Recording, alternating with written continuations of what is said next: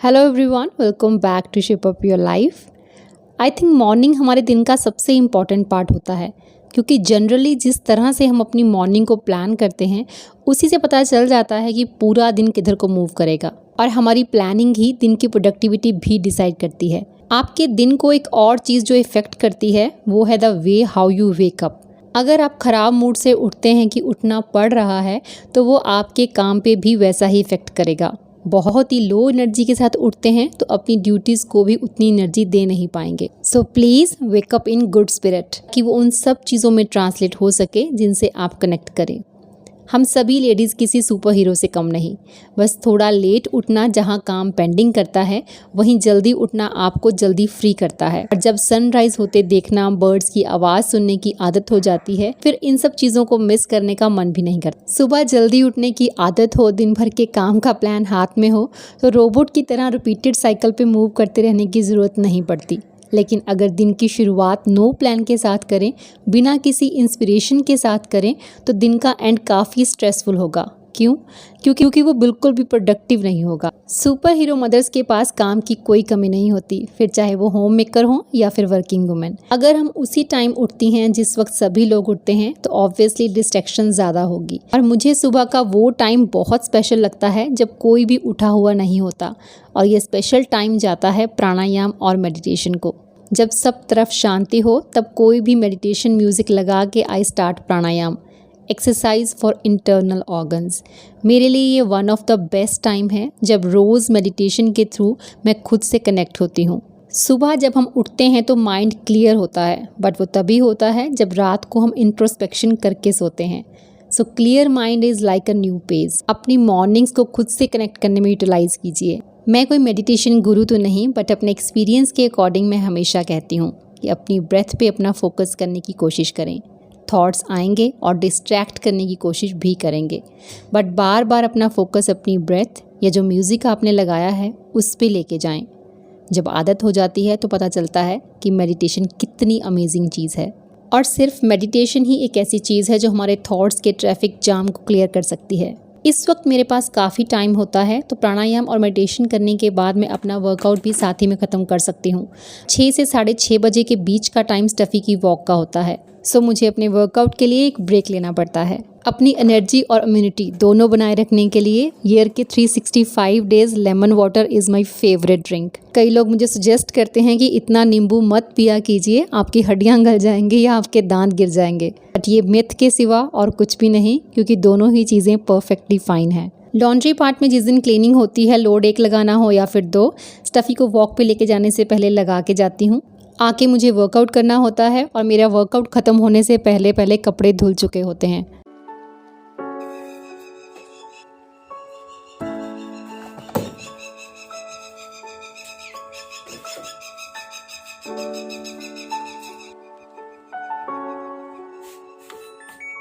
चलो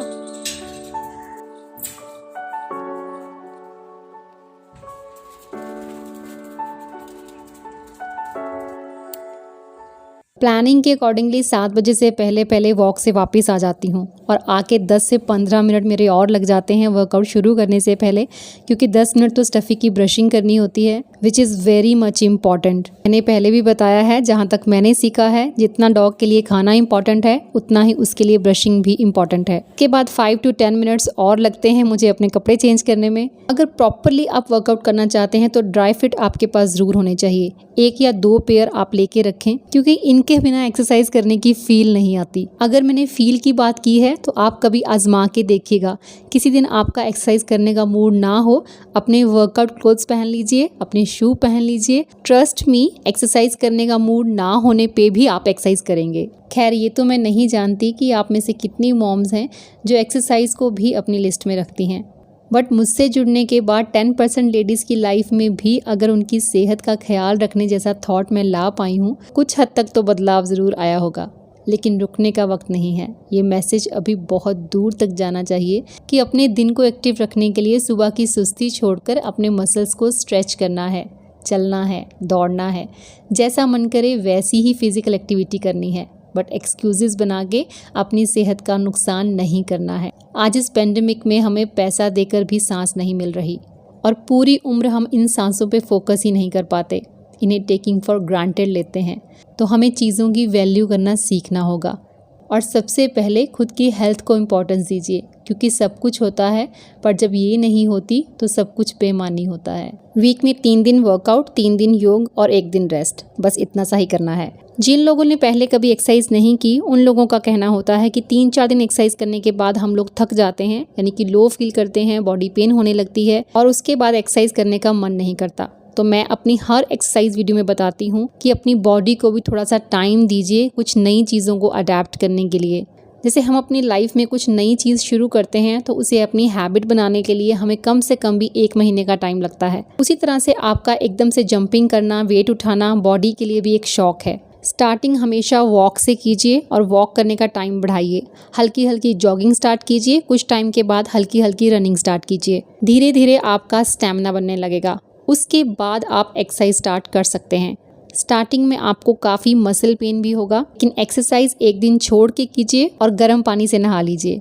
स्टार्टिंग में वेट्स कितने उठाने हैं, ½ kg से शुरू करना है। मैंने भी ½ kg से ही शुरू किया था, उसके बाद 1 kg, अब मैं 7 kg इन 1 हैंड उठा लेती हूँ। लेकिन ये चेंज एकदम से नहीं आता, it takes some time, otherwise कहीं इंजरी हो जाएगी और आप डीमोटिवेट हो जाएंगे और फिर आप मुझे सुनाएंगे।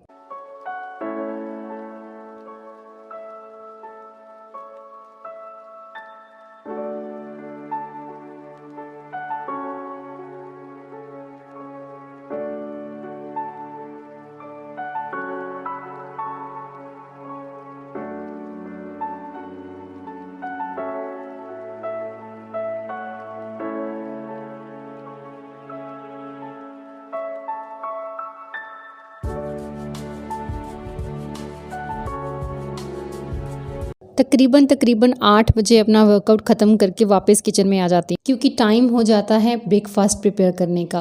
कुकिंग पार्ट मुश्किल होता है उन लोगों के लिए जो प्री प्रिपरेशंस नहीं करते हैं और अपने दिन का मैक्सिमम टाइम किचन में ही बिताते हैं। I am not that kind of person.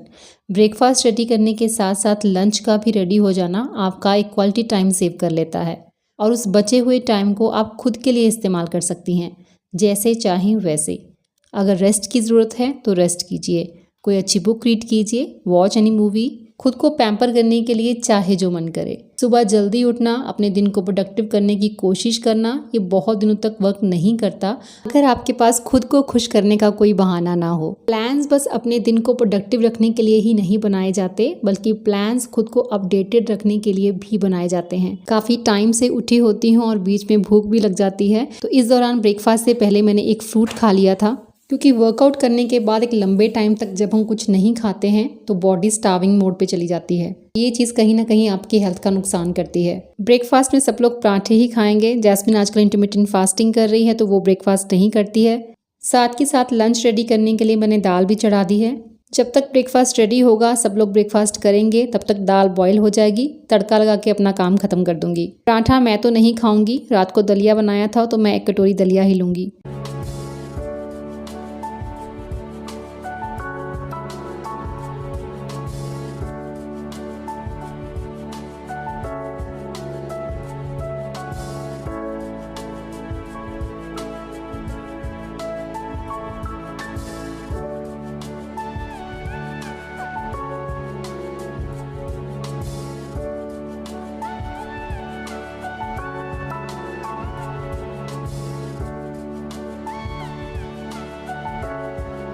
मेरे बच्चे बड़े हैं और आजकल स्कूल कॉलेजेस भी बंद हैं, तो रूटीन थोड़ी डिफरेंट है। अदरवाइज काम सेम होते हैं लेकिन टाइमिंग डिफरेंट हो जाते हैं।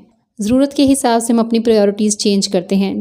जिन मॉम्स के बच्चे छोटे हैं या जो वर्किंग वुमेन्स हैं उनकी प्रायोरिटीज़ अलग होंगी और हम होम मेकर्स हैं तो हमारी प्रायोरिटीज़ अलग हैं। लेकिन टाइम सबके पास वही होता है, 24 आवर्स। अपने काम में परफेक्शन लाने के लिए लिस्टिंग करने की हैबिट बनाना बहुत ज़रूरी है। इसीलिए मैं कहती हूँ डेली लिस्टिंग कीजिए, ताकि आपकी लिस्ट आपको रिमाइंड करवाती रहे कि आपको कब क्या करना है। हर काम के लिए बिना खुद को एक टाइम लिमिट दिए आप अपने काम की स्पीड नहीं बढ़ा सकती, क्योंकि जैसे जैसे घड़ी की सुइयां बढ़ेंगी आपकी स्पीड भी बढ़ेगी। तो 9:30 बजे तक ऑलमोस्ट मेरा किचन का सारा काम खत्म हो गया है। दाल बन गई है, दूध बॉयल करने के लिए रख दिया है और दोपहर के लिए चावल भिगो के रख दिए हैं।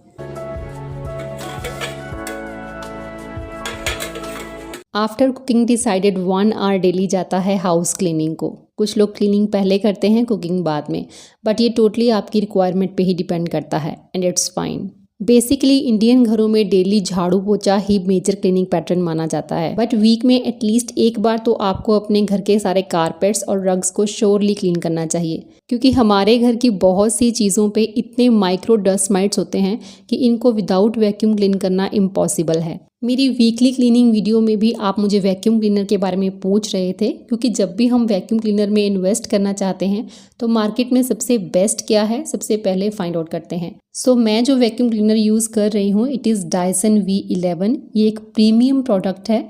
इसकी क्वालिटी के बारे में बात करें तो सीरियसली एक अमेजिंग प्रोडक्ट है, क्योंकि कॉर्डलेस है तो हैंडल करना और भी इजी हो जाता है। क्योंकि ओल्ड स्टाइल्ड भारी भरकम विद कॉर्ड वैक्यूम क्लीनर्स को यहाँ से वहाँ ऊपर से नीचे कैरी करना मुश्किल होता है। इसे प्लेस करना भी बहुत इजी है। आप इस तरह से वॉल पे इसे हैंग कर सकते हैं, जिससे इसे हैंडल करना और भी इजी हो जाता है। इसके डिफरेंट टाइप्स ऑफ अटैचमेंट्स घर के डिफरेंट एरियाज़ को क्लीन करने के काम आते हैं, जिन्हें मैंने इस तरह से एक स्टोरेज बास्केट में रख रखा है, ताकि उसे यूज़ करते वक्त इन्हें यहाँ वहाँ ढूंढना ना। कोई भी 2 छोटी अटैचमेंट्स को आप इस तरह से इसके साथ ही हैंग कर सकते हैं। कॉर्डलेस है तो ऑब्वियसली बैटरी के साथ ही वर्क करता है। इसे इलेक्ट्रिसिटी प्लग के पास लगवाएं ताकि आप इसे ईजिली चार्ज भी कर सकें। डायसन V11 वैक्यूम क्लीनर की स्क्रीन पे आप देख सकते हैं कि इसकी बैटरी कितनी बची है, तो उसके हिसाब से इसको आप चार्जिंग पे लगा सकते हैं। सेकेंडली 3 पावर मोड ऑप्शंस हैं, इको, मेड एंड बूस्ट, जिससे आप इसकी स्पीड को कम या ज़्यादा कर सकते हैं। इको मोड आप अपनी डेली वैक्यूम के लिए यूज़ कर सकते हैं। मेड मोड पे भी आप अपनी रिक्वायरमेंट के हिसाब से कारपेट्स एंड रग्स की क्लीनिंग कर सकते हैं। बूस्ट मोड हैवी ड्यूटीज़ के लिए काम करता है, बट ये मोड जल्दी ही बैटरी को डिफ्यूज़ भी कर देता है, इसीलिए इसे डेली बेसिस पे यूज़ ना करें। इसके 2 मेन हेड, एक कारपेट क्लीन करने के काम आता है और दूसरा जिसके नीचे कपड़ा लगा है वो फ्लोर क्लीनिंग के काम आता है, जिससे बहुत ही कम टाइम में इजीली आप अपने फ्लोर को क्लीन कर सकते हैं। ऐसी ही एक छोटी अटैचमेंट जिससे आप अपना काउच क्लीन कर सकते हैं। अगर आपके घर में कोई पेट है और आपको उसकी हेयर फॉल प्रॉब्लम भी फेस करनी पड़ती है तो this is the only solution, क्योंकि डायसन V11 किसी भी कॉर्डलेस वैक्यूम क्लीनर से 2 गुना ज़्यादा सक्शनेबिलिटी रखता है। आप लोग मुझे कितनी बार सजेस्ट करते हैं कि किचन के लिए मुझे कोई ऑटोमेटिक चॉपर लेना चाहिए, बट मेरी चॉपिंग स्पीड ठीक ठाक है, तो अभी मैं उस चीज़ को थोड़ा अवॉइड कर रही हूँ। बट कोविड की वजह से हमें बार बार हाउस हेल्पर की प्रॉब्लम फेस करनी पड़ रही है, तो विदाउट ज़्यादा एफर्ट ये वैक्यूम क्लीनर हमारी काफ़ी हेल्प करता है। डेली पूरे घर को नीट एंड क्लीन रखना किसी चैलेंज से कम नहीं होता। क्योंकि ये काफ़ी हैंडी है तो मुझे इसे यूज़ करने के लिए किसी पर्टिकुलर दिन का वेट नहीं करना पड़ेगा। मैं इसे डेली क्लीनिंग के लिए भी यूज़ कर सकती हूँ। इसकी हेल्प से अब उन एरियाज़ को भी क्लीन किया जा सकता है जो ईजिली हमारी पहुँच में नहीं होते और अक्सर निगलेक्टेड होते हैं, और निगलेक्ट होने की वजह से उनका ये हाल होता है। वैक्यूम करने के बाद उसकी डस्ट को निकालना भी बहुत ईजी है, मीन्स कुछ भी ज़्यादा झंझट नहीं। अगर आप किसी वैक्यूम क्लीनर में इन्वेस्ट करने की सोच रहे हैं then this is the best option. In case आप बाय करना चाहें तो लिंक डिस्क्रिप्शन बॉक्स में है। जहाँ जहाँ क्लीनिंग की ज़रूरत थी वहाँ क्लीनिंग कर लेने के बाद रोज़ मैं एक वॉशरूम क्लीन करती हूँ, और खुद को मैंने 11:30 का टाइम लिमिट दिया है। लेकिन क्लीनिंग इससे भी 10-15 मिनट पहले ही ख़त्म हो जाती है। एक्स्ट्रा टाइम इसलिए क्योंकि आप कोई रोबोट नहीं हो, फैमिली में रहते हो, कई बार कोई डिस्कशन चल रही होती है, आप किसी के साथ बात करने लग जाते हो। बस इसके बाद शावर लेना है और 3-4 घंटे फ्री रहना है, और आपको मिलना है नेक्स्ट वीडियो में। Till then bye bye, take care and stay healthy.